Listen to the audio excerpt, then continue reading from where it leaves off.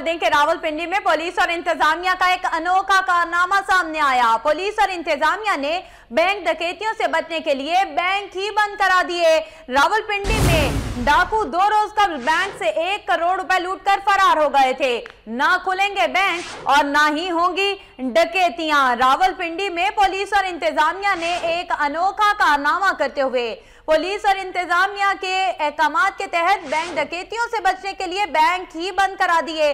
मोहम्मद उवैस से मजीद तफसीलात जानेंगे। मोहम्मद उवैस, बताइएगा, बैंक बंद करा दिए गए हैं, लोगों को यकीनन मुश्किलात का सामना होगा। जी बिल्कुल इरफाना, रावलपिंडी में पुलिस और इंतजामिया का एक और अनोखा कारनामा सामने आया है कि रावलपिंडी में पुलिस और जिली इंतजामिया ने बैंकों को सिक्योरिटी फराहम करने की बजाय बैंक ही बंद कर दिए हैं।